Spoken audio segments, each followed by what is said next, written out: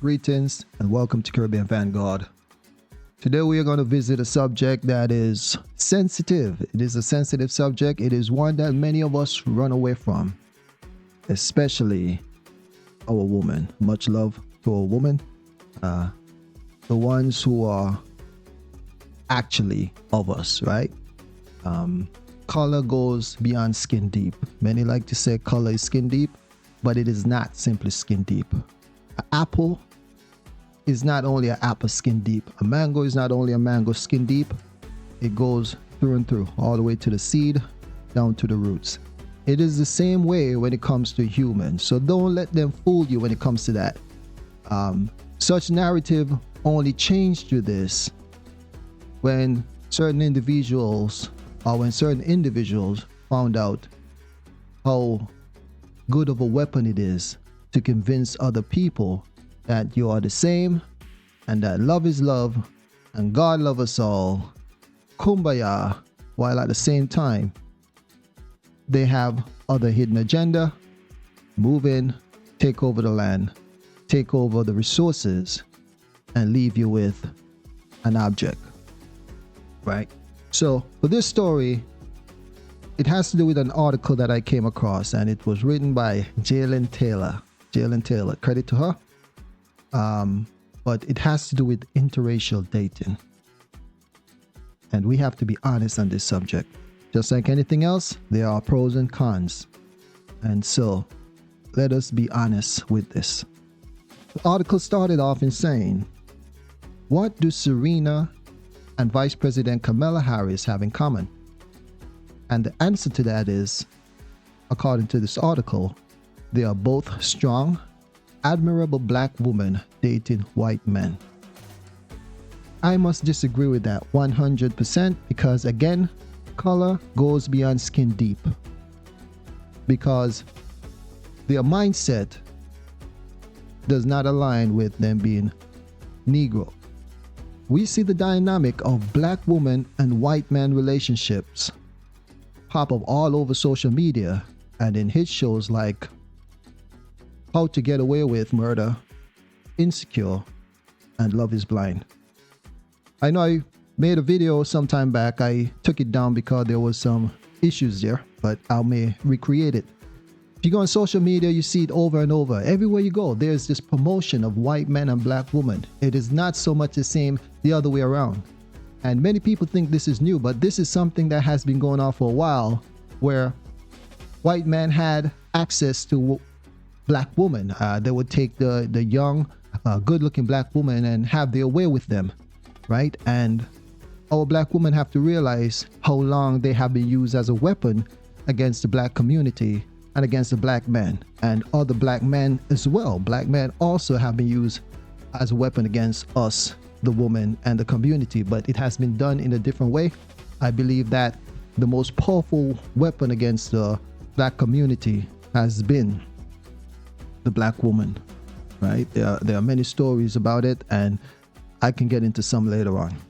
But the black woman is one of the key weapon, our most powerful weapon of certain group of people. Another question that was brought up in the article is, what is it really like to date a white man as a black woman? And this lady went on to explain. She said that as a black woman who is 1 year in a relationship with a white man, it consists of your conflicting internal dialogue, the side eye from family, friends, societies, and overall disapproval, right? And I know people usually say this as if it's a bad thing, but why is the side eye there, right? Now, if you try to ignore what has happened throughout history and deny that it has an impact on how we are living today, then sure, the side eyes of the family members and friends and society may seem unwarranted. But in our situation, it is well warranted because your community was destroyed. And again, I blame a lot of this on the black man. It goes back to us.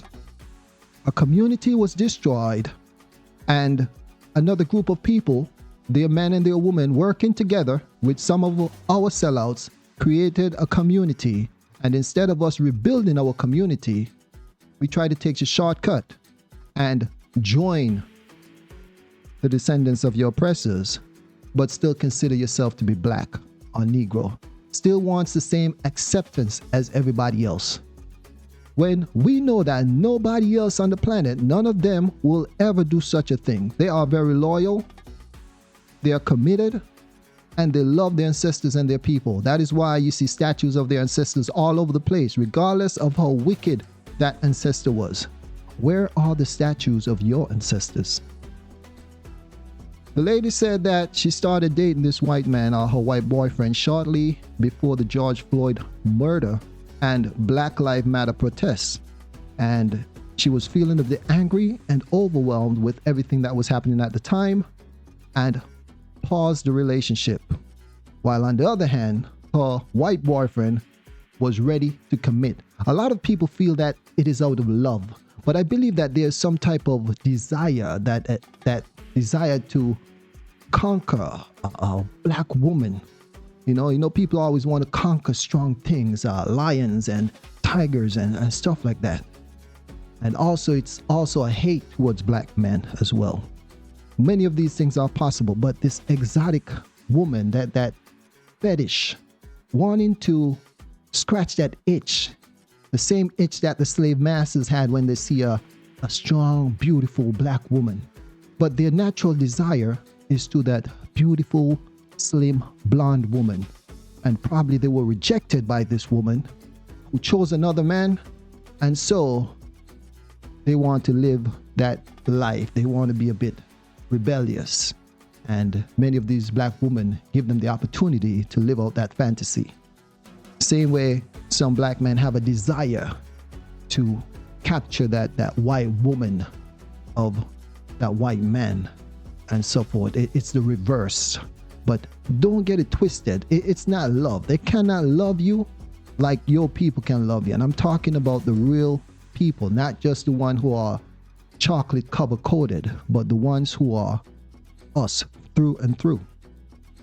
She said that she was trying to decide if it was the right time to get into an interracial relationship. She had to reevaluate the situation, she said, and that she spent a lot of time in therapy going back and forth speaking with her girlfriends about interracial relationship, which is the wrong people, because as we see, black women worship white men, many of them, not all, right? But in the churches, if you go on any of these sites where you see interracial couples and look in the comment section, over 90% are black women, 9% is white men, and then you may have one or two black men in there who are probably dating a white woman. I've tested this. I've looked at this over and over. I've seen it. So I am not simply making things up. So she turned to black woman who desires white men to get some type of approval or get some type of counseling on what to do. She said that it came down to the question, what are you willing to tolerate? She had to decide if it was okay with constantly educating her partner on his privilege, making him aware of the things he can and cannot say to her based on his standing in society. While many have an external dialogue with her partner, she was also consistently internally questioning herself, right? So subconsciously, there's something within her that is telling her that it's not right. Her ancestors is telling her that it's not right. Come back to your people, find a good black man who is about something, and build. Create kids that look like you and kids that resemble us. Don't go and take the slave master and have him plant his seed inside of you to keep him alive. Why are you keeping him alive? He have his woman to do that, right? So God is telling her that it's wrong, but she denies it for her own personal selfish desires. That is what's happening here. She said that you worry about how you will be perceived by people in your life and even people you don't know. You face the constant questions of, are you actually together or being the butt of the jokes? Most times you shrug it off, but sometimes it gets to you. It's doubtful on two fronts. On one hand, you are battling your internal thoughts and having to convince yourself that it is okay, right? That's you fighting against the ancestors. That's you fighting against what you know is right and wrong. You know that you are abandoning the community and you're trying to convince yourself that it's okay. And that is why so many of these people in interracial relationship are trying to recruit others, because they feel lonely and misery wants company. And they are ashamed, even when the situation gets horrible, they are ashamed that society will see that it failed. And so they work their hardest to make it happen. They work harder to make it happen than they would do if they were in a relationship with a black man. So they look past a lot of things. So she said on one hand, she's battling her internal thoughts and having to convince herself that it's okay. And on the other hand, have to deal with everyone around invalidating your relationship and projecting their ideas of what they think your situation is onto you. And in many cases, some of these people were hurt by black men. And again, it doesn't always take that. There's this ingrained love of the white man, that submissive nature that was beaten into them. Because again, Jesus, right? Jesus, Christianity is a very large part of our cultures, whether in the Caribbean or in the United States. The lady continuing saying that she spoke with one of her close friends, and that friend was Lindsay Mathis, who is also in an interracial relationship, because she wanted to hear Lindsay's opinion or get some type of expert advice. Growing up, she said, I always dated black men. No one ever said anything about my judgment in men, even if they were mean to me, said Mathis. This is the advice she's getting from this lady. But now that I date a white man, people want to psychoanalyze all of my decisions regarding men. Did you give up on black men? They would ask. You always talk like a white girl, so it makes sense. And this is the case in many instances. These ladies really challenge the way they were raised, and they try to shape themselves in such a way to appease the white man. They go above and beyond like never before to appease the white man, to talk like to whatever it is. Well behaved, well mannered, right? And I must say that's a good thing. Kudos to the white man who is able to humble those black women like that, right? Because many of them are competing with that white woman. Their greatest fear is for that white man to get locked in on a nice blonde or brunette white woman. That is one of their greatest fear. So they go above and beyond to humble themselves and to be ladies towards these white men. Black women are always held to higher standard than other women. This is what they're saying, right? Oh, poor me. Black women are always held at higher standards than other women. But of course, that's the case. The same for black men. If you're in a society, if you're in Rome, you're going to be held at a different standard to the Roman people. But this is how they try to separate themselves from black men, because they figure that separating themselves from black men will make them more appeasing and more accepted by the white man. She said that black women are expected to look a certain way, act a certain way, even love a certain way. What are you talking about? This woman is with a white man and talking like this. So if she know this, why didn't she get with a black man who was about something and train black girls on how to behave and function?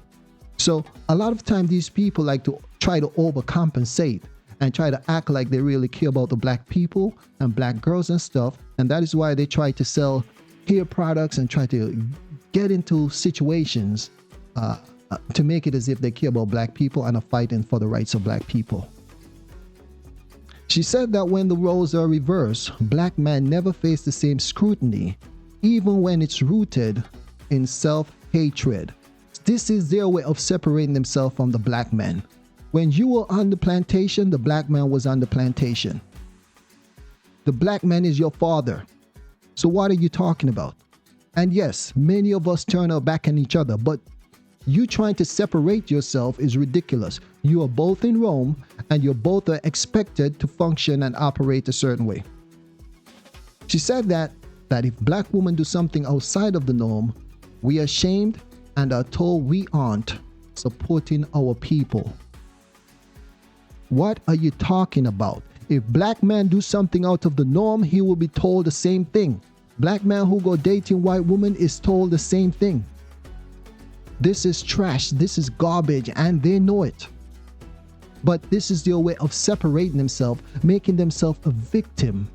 And this is their justification for turning on the community. But to each his own. I'm not knocking them for that. This is for the vanguards and the young girls, young boys coming up to love yourself. Love yourself so much that you want to see yourself, that you want to be with yourself, and that you want to rebuild your own community. Right? You want your kids to look like you because you love yourself that much. These people do not love themselves as much as I love myself or love all people. She said that people debating blackness based on a person you love or even how you speak is rooted on anti-blackness itself.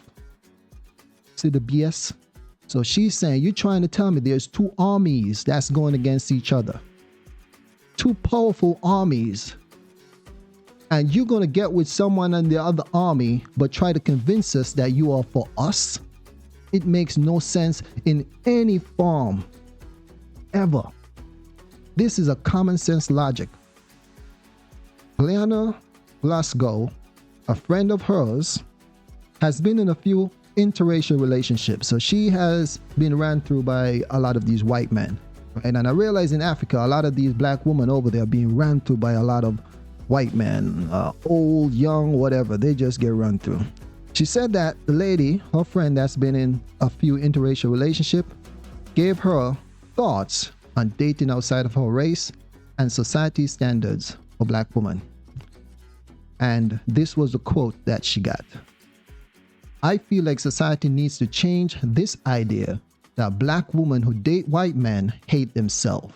But it's common sense. How can you love yourself when you try to erase yourself? Explain that to me. Make that make sense. She said, we don't hate our race. I don't hate anything about myself or the people around me or the people that look like me. I love us. I do. I just happen to fall in love with someone who didn't look like me, which is BS. She minimized it to simply get in with someone who doesn't look like her. And she knows that this is a lie. She's smarter than that. This person does not simply look like you. Historically, they are not of you. They have a whole different history. His ancestors oppressed you, enslaved you, raped you, and created a system that has you still underneath it. You have to rely on them for every and anything. You are different extremes, totally and completely. Your identity have been destroyed. This is not a simple thing. They did not only take a car, a house, or land. They took your culture, identity. Nothing like this have been done to this extreme ever. Even the Jews still have their identity so they can rebuild. We cannot. Your entire community was destroyed. And it continues. Until you are able to rebuild your community and regain all of what you have lost and more, and are able to take care of yourself like they can, then it continues. So this BS about you simply getting with someone who doesn't look like you is a lie straight out of the gates of hell. And that is why it's important to understand, once you destroy a community, then you destroy the people. So once a community was destroyed, now these people are starting to think about themselves, stating that she loves her people. No, you don't. You don't love them enough. Do you know what love is? Do you know what it means to be black? Do you know what it means to be Negroid? No, you don't. See, people see this as a game out here. They don't understand the depth. She said, black women are not a monolith. We will all be different based on where we grew up, whom we grew up around, and our experiences. No one ever wants to talk about how dark-skinned black women were bullied and seen undesirable among black men for years, but now it's cool to date dark-skinned women, and some have chosen love outside of their race. They are being gaslighted. Black women deserve love too. Many have looked at dark-skinned black women in a certain way, not all. Even other black women look at dark-skinned black women a certain way. So don't try to pin this on black men, because many of you do the same thing as well. You pick another black woman because of their hair texture, right? So if you feel this is a thing and this is a problem, why are you trying to get babies that are not black but claim you love yourself? You're not being honest to us, and you're not being honest to yourself about the issues that are going on in your head. You know that we have so much work to do, so why are you running away? She said, I had to learn to take everyone out of my relationship and focus on what was best for my partner and me. There goes that selfish thing. To hell with the community. She's looking at what's best for her partner and her. So how can she claim to love the community and love her people when she's trying to erase her people? When she have submitted and given the most valuable thing to a descendant of the oppressor. These people let everyone into our community. That is why you can't treat them the same. You cannot assume that they are like you, because they're not like you. Their mindset has changed. I remember reading about a story about the natives in the Caribbean, where this woman who was dating one of the British men went and snitched on her people. Her people was getting ready to commit a raid, and this woman that was laying in bed with an oppressor went and told on her people, and they end up capturing them and beheaded and tortured them publicly, and she couldn't say anything. And they also took some of them and moved them off of the island. But see, these people stay away from history because they want to continue to live a lie. She said that I couldn't let others' views of our relationship or society's standards make it seem harder than it was. Yes, we realized that we had to put a lot more effort into our relationship regarding communication. And that is why I say they take the extra step, extra measures. They sit down and they want to figure out how to make it work. If they put this type of effort into a relationship with a black man, they would be so powerful together. She said that there would be many of times that her and her partner wouldn't align on things just because of their experience or their differences in thought. But went on to say that I am happy to be with someone who is willing to grow, educate himself on his privilege, and find ways to better ally for the black community. Right? How dangerous can that be when all these women not being able to filter a person quickly or even in a good manner is talking about they have connected with a white man, and these white men are now allies for black community. Right? You think these white men are going to ever turn against their people, or are ever going to do anything that would provide such a leverage to the black community? No, it will never happen. She said that learning who he is as a person without the judgments of everyone else affecting his opinion or affecting her opinion, and that she have seen how incredibly selfless her white boyfriend is, and that he's always willing to help those around him, and the way he cares for her is in such a way that she have never experienced. These are the things that she looked for in a significant other, regardless of the race. And then she finished in saying that love is love. Now, first off, the first reason why you are able to accomplish these things with him is because he see that you try so hard to please him and to be with him. And if you do the same thing with another man, a black man of any race who's about something, especially a black man, he would do the same for you. And to close it out, as they like to say, love is love, which is bullshit. It said that regardless of race, sexual orientation, or social status, so it doesn't matter what sex you are, your social status, or race, love is love. She said to do what makes you happy and leave everyone else out of it. And this is a selfish idea. And imagine an army and their individual soldiers thinking like that. Imagine a business or community that thinks like that. So we are only doing this when it comes to us as a people. But when you join an army or military, you're not just thinking about yourself. She said that if we allow everyone's views and thoughts to shape our reality, we will never know our happiness, right? This fake sense of happiness is about your own selfish desires, right? So that's how I know you are not like me. You're not. Because true happiness is in me seeing us build our own community back. You will find with going and sitting at another man's table and being happy there while trying to provide advice for the rest of us out there trying to rebuild.